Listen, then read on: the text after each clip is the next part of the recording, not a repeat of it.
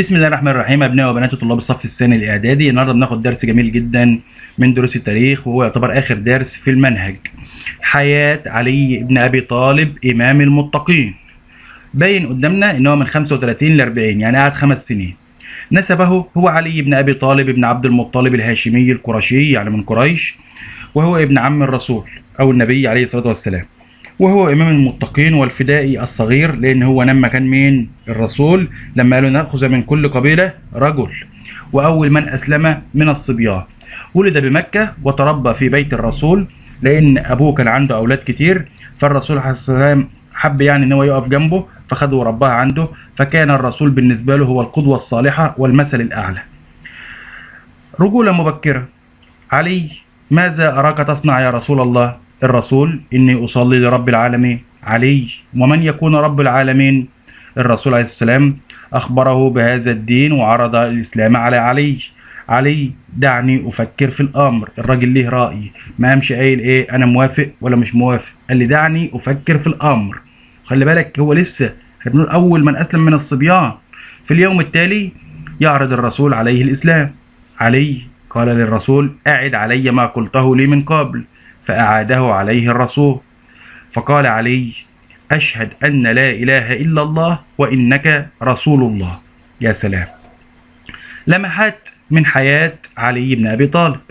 عاصر الإسلام منذ بدايته، لأن هو أول من أسلم من الصبيان، وتعلم على يد الرسول في مدرسة الأرقم ابن أبي الأرقم، ونام في فراشه، عشان كده بنقول عليه إن هو أول فدائي. شارك في كل الغزوات ما عدا غزوة تبوك. اشمعنى غزوة تبوك؟ لأن الرسول استخلفه على المدينة. الرسول عليه الصلاة والسلام قال له تخليك انت قاعد فين؟ في المدينة. أعلن الرسول حب الله ورسوله لعلي في يوم خيبر. ليه؟ لأن الرسول في يوم خيبر قال: أعطينا الراية غدا لرجل يحبه الله ورسوله، فكان الرجل هو علي بن أبي طالب. وخد بالك الصحابة في اليوم ده آخر حاجة كانت تخطر في بالهم إن علي بن أبي طالب يبقى الراجل ده، لأن علي بن أبي طالب كانت عينيه وارمة على الآخر وما كانش شايف قدامه. طب إزاي هيمسك الراية؟ ولكن الرسول عليه السلام بيدعو لعلي، واخد بالك، وربنا بيستجيب وعينيه بتخف وبيمسك الراية تاني يوم، ويبقى هو أول واحد بيقتل خيبر، رئيس بتاع مرحب، رئيس خيبر. تزوج من السيدة فاطمة بنت الرسول عليه السلام، وأنجب بها الحسن والحسين، وهم سيدة شباب أهل الجنة، وجاهد مع الصديق والفاروق وذو النورين اللي هو عثمان بن عفان أثناء خلافتهم، فتوفوا وهم راضيين عن مين؟ عن علي بن أبي طالب. خلافة علي بن أبي طالب. بعد استشهاد عثمان بن عفان أسرع الناس ليبايعوه، لكنه كان يختبئ منهم ويقول: لا حاجة لي بأمركم. كان غير طامع في السلطة ورفض الخلافة، لكن الصحابة أصروا على اختياره، فاضطر للموافقة لمصلحة الأمة، فبايعه الصحابة. ثم كانت البيعة العامة بالمسجد. دايما البيعة العامة في المسجد، خد بالك دايما البيعة العامة في المسجد. طب خطبته بقى قال فيها إيه؟ أيها الناس، أوصيكم عباد الله بتقوى الله، فإن تقوى الله خير ما تواصى به عباده، وأقرب الأعمال لرضوانه. اعملوا من غير رياء ولا سمعة، فإن من عمل لغير الله وكله الله إلى ما عمل، ومن عمل مخلصا له تولاه الله وأعطاه فضل نيته. لا تغرنكم الدنيا. وقد نفذ علي بن أبي طالب ما قاله على نفسه، فكان قدوة في الزهد وعدم حب الدنيا وعدم الحرص عليها وعدم الإقبال عليها، وكان يقول: أيها الدنيا لقد طلقتك 3. لم يأخذ من بيت المال إلا قدر حاجته، بالرغم أنه هو رئيس الدولة والدولة كانت كبرت جدا، فكان يترك مقر الحكم بالكوفة ويتجه لكوخ من الطين، وخرج إلى سوق الكوفة لبيع ثيابه. هيبيع هدومه ليه؟ عشان يشتري طعام، فكان ذلك حرصا على أموال المسلمين وزهدا في الدنيا. نقل مقر الخلافة. اتخذ الكوفة بالعراق عاصمة. ليه؟ قال لك بسبب اتساع الدولة وكثرة الفتوحات، فبقى مش صعب عليه ينتقل بين المدن. يبقى الراجل ده هو بما تفسر اتخاذ الكوفة عاصمة بدل من المدينة. أقول له بسبب اتساع الدولة وكثرة الفتوحات، وحتى يسهل من خلالها الانتقال إلى المدن الإسلامية الجديدة. طب مين اللي نقل الكوفة؟ اللي نقل العاصمة من المدينة للكوفة؟ أقول له علي بن أبي طالب. السؤال ده هو مهم وبيجي في الامتحانات، وللمرة المليون بقول وبعيد، الدروس بتاعت علي وعثمان وعمر وأبو بكر رضي الله عنهم وأرضاهم دهيت مهمة جدا جدا جدا زي أول درس. الدروس الأخرانية بيجي منها أسئلة زي الدروس التانية. ما تجيش تذاكر الحبة الأولانيين وتتعب نفسك وتضيع مجهودك. عشان إيه؟ عشان أنت مركزتش في الحبة الأخرانيين. أسئلة الكتاب المدرسي ما بيخرجش منها الامتحان. ال10 تدريبات اللي ورا بإذن الله تحلهم تجيب الدرجة النهائية. نظم الشرطة ليه؟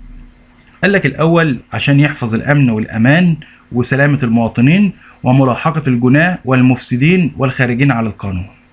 يبقى أنا عندي من اللي نظم الشرطة علي بن أبي طالب، من اللي نقل مقر الخلافة علي بن أبي طالب. طيب السعي للقضاء على الفتنة. الفتنة قال لك في فتنة ازدادت التي أشعلها المنافقون بقيادة عبد الله بن سبأ أيام مقتل مين؟ عثمان بن عفان، اللي احنا قلنا تسلقوا إلى داره وقتلوه. حصلت بقى إن بقى في فريقين، فريق بقيادة معاوية بن أبي سفيان يطلب القصاص لأن أصلا معاوية قريب عثمان بن عفان، وشايف إن عثمان بن عفان اتقتل وإحنا عارفين الناس اللي قتلته، فقال ناخد بطار مين؟ عثمان بن عفان. علي بن أبي طالب شايف إن إحنا فعلا لازم ناخد بطاره، بس لو خدنا بطاره دلوقتي وقتلنا قرايبه هيرجعوا يقتلوا من عندنا وتبقى مجزرة، فقال نهدى شوية حتى تستقر أمور الدولة. زاد الخلاف بين الطرفين، فقام أصحاب الرسول طلحة بن عبيد الله والزبير بن العوام ومعهم السيدة عائشة ونجحوا في التوصل إلى صلح، ولكن المنافقين أفسدوا الصلح. أغار المنافقون بقيادة عبد الله بن سبأ على المعسكرين. يعني إيه؟ يعني عبد الله بن سبأ خد رجاله وراح ضرب جيش معاوية بن أبي سفيان، فطبعا هو فكر ده علي بن أبي طالب اللي ضربه، وخد ناس تانية في نفس الوقت وراح ضرب علي بن أبي طالب، فهو فكر إن معاوية هو اللي إيه؟ اللي ضربه. وديت تدل على إن الفتنة منتشرة في كل زمان ومكان. ظلنا كل فريق إن الآخر يهاجمه، ونشبت الحرب بين الفريقين، وقتل فيها خير أصحاب الرسول صلى الله عليه وسلم، أمثال طلحة والزبير المبشرين بالجنة. بعد المعركة جمع علي بن أبي طالب شهداء القتلى وترحم عليهم وقال من قاتل لتكون كلمة الله هي العليا فهو في الجنة. ثم أعاد السيدة عائشة للمدينة، والسيدة عائشة كانت راكبة هودج. هودج ده زي أوضة كده بتتحط فوق جمل، عشان كده سمينا المعركة ديت بمعركة الجمل. تمام. بعد كده موقعة صفين، زالت الفتنة بسبب رغبة علي بن أبي طالب جمع كلمة المسلمين، وقال نستنى شوية ما ناخدش بطار عثمان بن عفان الوقت، هناخده كمان شوية. معاوية بن أبي سفيان أصر إن إحنا ناخد طار عثمان بن عفان النهاردة، لأن إحنا عارفين اللي قتله. فقامت الحرب بين الطرفين عند صفين، وعندما اشتدت الحرب وكان علي هينتصر خلاص، سيدنا علي بن أبي طالب هينتصر، قام الجيش بتاع معاوية قام رافع السيوف وفوق السيوف المصاحف، فرفع المصاحف على أسنة الرماح. العلامة ديت أو الحركة ديت معناها إيه؟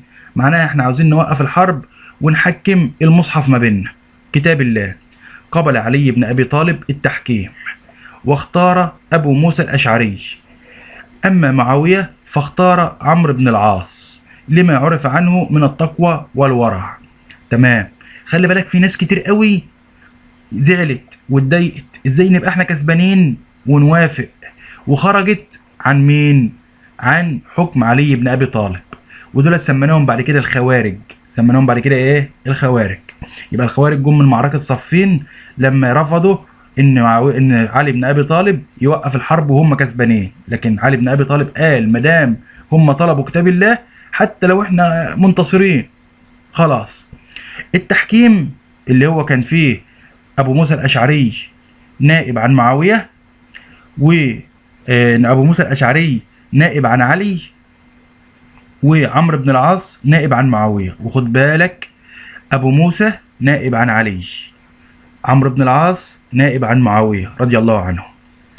التحكيم لم ينجح. التحكيم لم ينجح. رفض فريق من جيش علي بن أبي طالب قبول التحكيم، وأطلق عليهم الخوارج، اللي احنا قلنا إن هم أصلا كانوا في الجيش وقالوا احنا خلاص هننتصر، ومش عاجبهم كلام مين؟ علي بن أبي طالب. اتفق 3 من الخوارج على قتل علي ومعاوية وعمرو. قال لك ال3 دولت هم اللي عاملين الفتنة، احنا نقتلهم ونقضي على الفتنة. استطاع عبد الرحمن بن ملجم قتل علي بن أبي طالب عند خروجه لصلاة الفجر، وفشل الآخرون. يبقى أنا عندي مين اللي قتل علي بن أبي طالب؟ عبد الرحمن بن ملجم. مين اللي قتل عثمان بن عفان؟ عبد الله بن سبأ. مين اللي قتل عمر بن الخطاب؟ أبو لؤلؤة المجوسي. الحاجات ده اهي ما نتلخبطش ما بينها. قادة الجيوش، الناس اللي قتلوا، البلاد والفتوحات. وبكده نكون انتهينا من الدرس بتاع النهارده. اتمنى يا رب تكونوا استفدتم. اي حد عنده سؤال او استفسار او تعليق يا اما يسيبوه لي على صفحتي على الفيسبوك، صفحه مستر عماد حمدي خليل، او تحت في التعليقات. والسلام عليكم ورحمه الله وبركاته. وانتظرونا ان شاء الله في المراجعات بتاعه الدروس تاريخ والجغرافيا.